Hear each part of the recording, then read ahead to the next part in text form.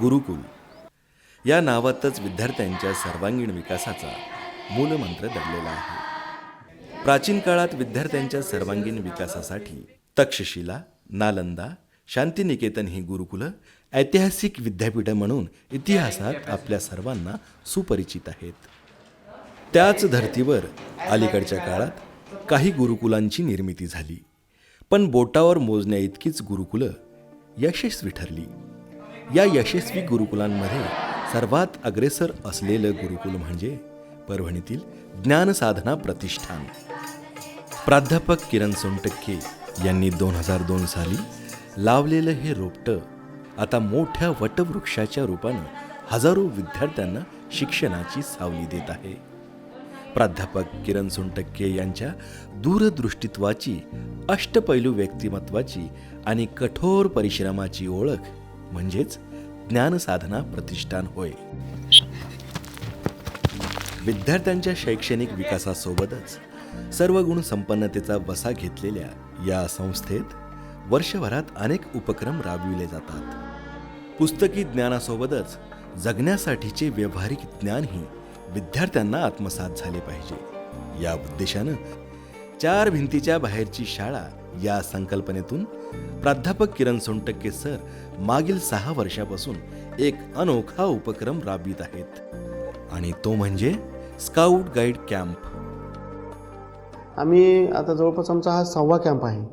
तर प्रत्येक वेळी आम्ही त्याचं स्वरूप वेगवेगळं करत असतो. मुलाला एक सामाजिकतेचं भान यावं, तो समाजामध्ये मिसळावा, समाजाची परिस्थिती त्याला माहिती व्हावी. तर ह्या सगळ्या गोष्टीच्या साध्य करण्यासाठी हा कॅम्पचं आयोजन असतं. यामध्ये जवळपास 1000 विद्यार्थ्यांचा सहभाग होता. त्यामध्ये 250 मुली होत्या. आणि या 4 दिवसामध्ये एक म्हणजे असं सुंदर अशा प्रकारचं प्लॅनिंग आम्ही त्या ठिकाणी केलं होतं. आणि त्यातून सगळ्यात चांगली गोष्ट अशी की यामध्ये 5वीपासून ते 12वीपर्यंतची मुलं यांचा सहभाग होता. काही रोअर्स आणि रेंजर्स जे आहेत, 11वी 12वी फार्मसीचे विद्यार्थी, ते सुद्धा त्या ठिकाणी सहभागी होते. आणि यांच्या माध्यमातून आम्ही हा 4 दिवसाचं आयोजन केलं.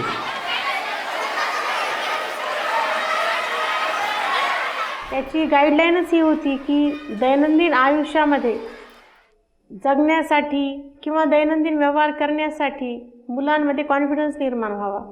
कारण जनरली सगळ्याच लहान मुलांमध्ये किंवा किशोरावस्थेतील मुलांमध्ये आढळणारी एक कॉमन गोष्ट म्हणजे लॅक ऑफ कॉन्फिडन्स, म्हणजेच आत्मविश्वासाचा अभाव. अगदी छोटी छोटी कामं करताना सुद्धा या मुलांमध्ये कॉन्फिडन्स नसतो. आणि कॉन्फिडन्स का नसतो? कारण त्यांना त्या गोष्टीची माहिती नसते. त्यामुळे आम्ही असा प्रयत्न केला की दैनंदिन जीवनातल्या प्रत्येक छोट्या छोट्या बाबीची ओळख किंवा प्रत्येक छोट्या छोट्या बाबीची माहिती त्या विद्यार्थ्यांना व्हावी, जेणेकरून त्यांचं रोजचं जगणं हे सुसह्य होईल आणि त्याचबरोबर त्यांना रोज काय लागतं याची बारीक सारीक माहिती होईल.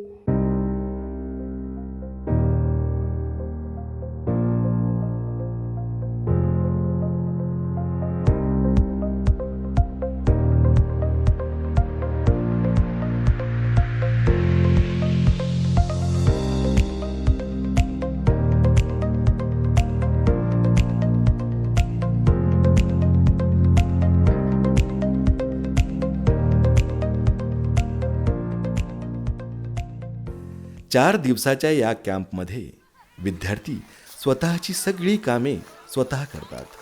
अगदी स्वतः राहुट्या उभारण्यापासून ते स्वयंपाक करण्यापर्यंतची सगळी कामे मोठ्या उत्साहाने पार पाडतात. ज्ञानसाधनेतील सर्व कर्मचारी आणि स्वतः प्राध्यापक किरण सोनटक्के सर विद्यार्थ्यांच्या देखरेखीसाठी तिथे पूर्ण वेळ उपस्थित असतात. मग सुरुवात झाली मुलांच्या राहुटी उभारणीपासून.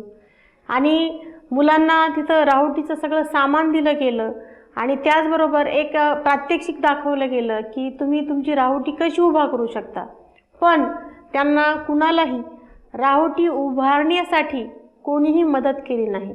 त्यांचा जो ग्रुप होता, आम्ही प्रत्येकी 10 ते 12 मुलांचा किंवा मुलींचा ग्रुप केलेला होता आणि या ग्रुपनी राहुटीची उभारणी करायची होती. आणि त्यानुसार मुलांनी अगदी 4-4 तास झटून या राहुट्या उभारण्याचं काम केलं. पण शेवटी का होईना प्रत्येकाची राहुटी अतिशय सुंदर रीतीने तयार झाली. मग आपला उद्देश काय आहे की आपल्याला एखादी गोष्ट जर खायला लागत असेल ती आपल्याला तयार करता आली पाहिजे. मग त्यांना एक किचनची आम्ही किट दिली, त्याच्यामध्ये जेवढं कमीत कमी वस्तू असतील जेणेकरून त्या कमीत कमी वस्तूमध्ये मुलांना स्वयंपाक कसा करता येईल.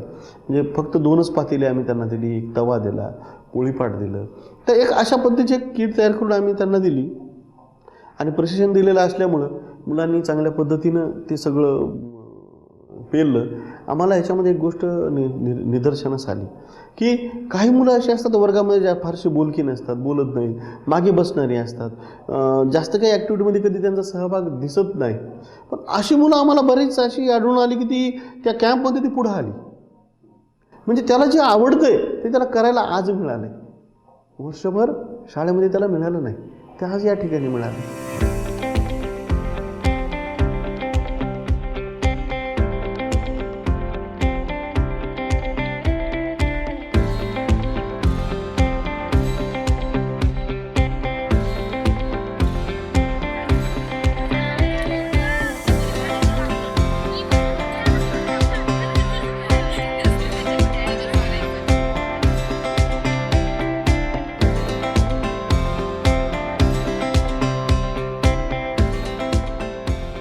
पुढची कामं ओघानं चालली. त्यांचं सामान ठेवणं आणि सामान ठेवल्यानंतर जे काही रोजचं स्वयंपाक करण्यासाठी जे किराणा सामान लागतं त्याच्यावर यादी बनवणं सगळ्यांनी मिळून. आणि यादी बनवल्यानंतर त्यांचं बजेट बघणं, कारण प्रत्येकालाच खर्च करायचा होता. त्यामुळं आपण किती सगळ्यांचं मिळून किती निधी गोळा होतो, त्याच्यातला किती विनियोग करायचा आणि किती वाचवायचा हे सगळ्यांनी पहिल्यांदा त्याचं एक अंदाजपत्रक तयार केलं या विद्यार्थ्यांनी बसून चर्चा करून. आणि त्याच्यानंतर मग ती किराणा सामानाची किंवा ज्या काही आवश्यक वस्तू आहेत त्यांची यादी तयार झाली. आणि मग ही यादी घेऊन मुलं दुकानावर गेली आणि मग त्यांनी सगळं सामान वगैरे आणलं, भाजीपाला सगळे घेऊन आली मुलं. आणि मग त्यांनी छानसा स्वयंपाक करून सगळ्यांनी एकत्र जेवण केलं. असा हा त्यांचा पहिला घाई गडबडीचा दिवस.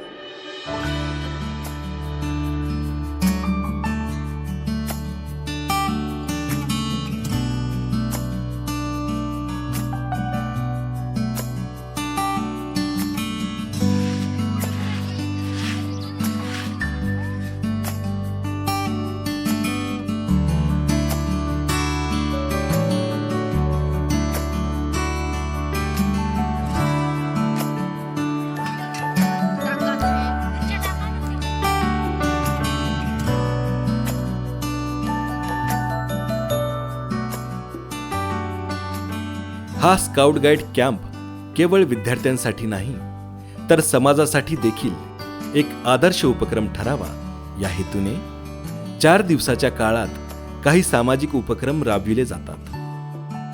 यावर्षी तर मांडाखेडीच्या ओसाड रानावर विद्यार्थ्यांनी वृक्ष लागवड केली आहे. तर आज ही समाजाची एक गरज आहे की प्रत्येकाने झाड लावून ते जगवलं पाहिजे.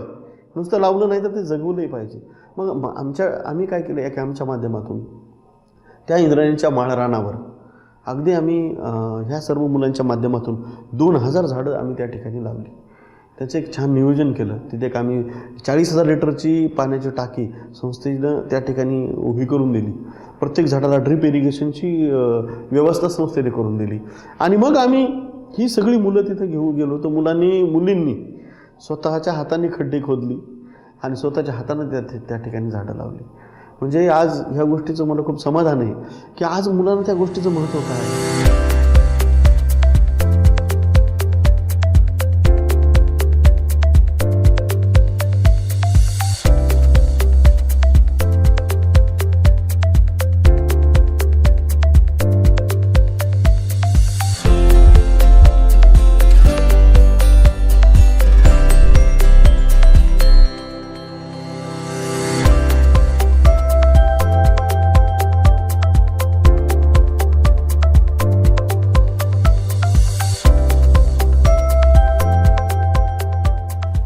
एवढेच नव्हे तर आपणही समाजाचा एक घटक आहोत.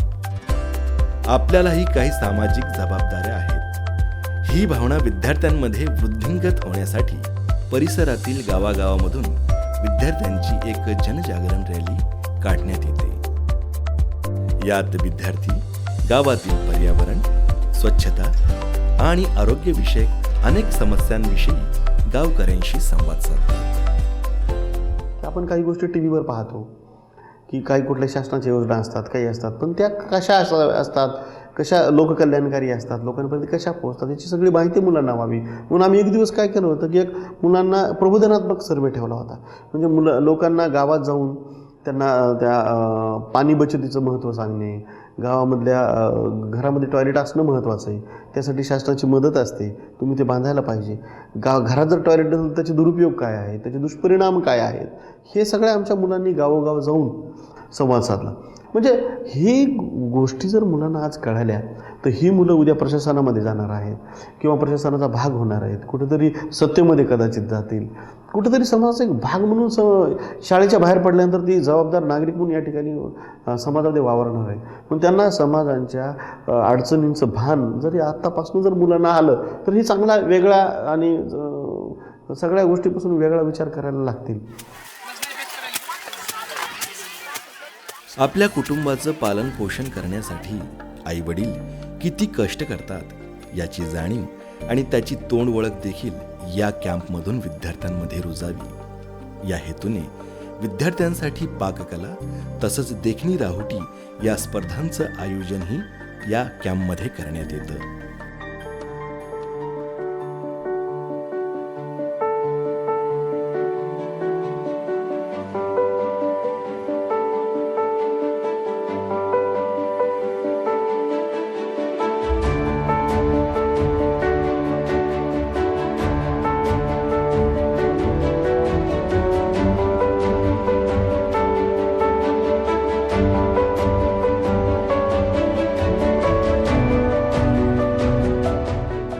मजूर जेव्हा तंबू ठोकून राहतात, जेव्हा माझ्या मुलाच्या शेतामध्ये ते गेलेली असतील किंवा माझी मुलं जेव्हा रस्त्याने जात असतील, बाजूला कुठेतरी ते तंबू ठोकून राहत असतील, तर निश्चितच ही मुलं माझी तिथे धबकतील, पाहतील, अरे आपणही असंच राहिलो होतो. ही मुलं हे लोक कसे राहत असतील, यांना उन्हाचा किती त्रास होत असेल, यांना थंडीचा किती त्रास होत असेल, यांची लहान बाळं कशी राहत असतील, इथं ती काय जेवत असतील, स्वयंपाक कोण करत असेल, ह्या सगळ्या गोष्टीविषयी त्यांना एक प्रेम निर्माण होईल, जिव्हाळा निर्माण होईल आणि समाजामधला जो तो घटक काम करतोय समाजासाठी त्यांच्याबद्दल एक वेगळं स्थान या मुलांच्या मनामध्ये निर्माण होईल. म्हणजे आजकाल काय झाले की शिक्षणामधली म्हणू किंवा मुलांमधली, माणसांमधली जी संवेदनशीलता, जी सृजनशीलता हरवत चाललेली आहे, फार खूप कमी झालेली आहे, तर ही जिवंत राहावी. आपला भाऊ काय करतो, आपला भाऊ किती त्रासामध्ये आहे, आपले समाजबांधव किती त्रासामध्ये आहेत, समाजाचाच आपल्यासारखेच असलेला एक घटक जो समाजासाठी वेगळ्या पद्धतीने काम करत असला तरी तो माझा समाजाचा घटकच आहे. मग त्याविषयी आपल्या मनामध्ये जी संवेदना असायला पाहिजे ती मुलांमध्ये निश्चित चांगल्या पद्धतीने निर्माण झाली असं मला या ठिकाणी वाटतं.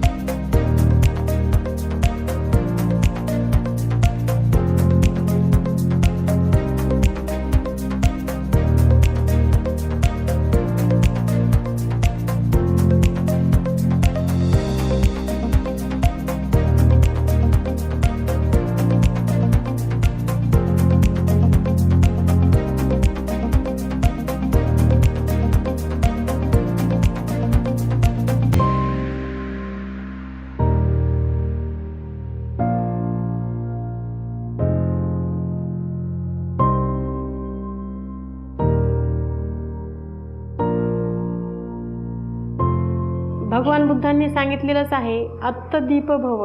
अत्तदीप भव म्हणजे स्वयंप्रकाशित व्हा. त्यामुळं स्वयंप्रकाशित होणे हे फार गरजेचे आहे आणि ही स्वयंप्रकाशित होण्याची प्रक्रिया या कॅम्पपासून या विद्यार्थ्यांच्यामध्ये सुरू झाली असंच म्हणावं लागेल. हे जीवनमूल्यांचं शिक्षण आणि प्रशिक्षण हे मुलांना प्रत्यक्ष अनुभवातून आम्हाला देता आलं याचं एक खूप मोठं समाधान आहे आणि खरंच हेच या कॅम्पचं फलित आहे. ज्ञानसाधनेत शिक्षण घेत असलेले विद्यार्थी हे स्वयंपूर्ण होऊनच बाहेर पडतील आणि वेगवेगळ्या क्षेत्रात आपल्या स्वयंपूर्णतेची छाप पाडून समाजात आदर्श नागरिक म्हणून नावलौकिक कमावतील असा दृढ विश्वास हा 4 दिवसाचा कॅम्प देतो. स्काउट आणि गाईडचं हे शिबिर देतं.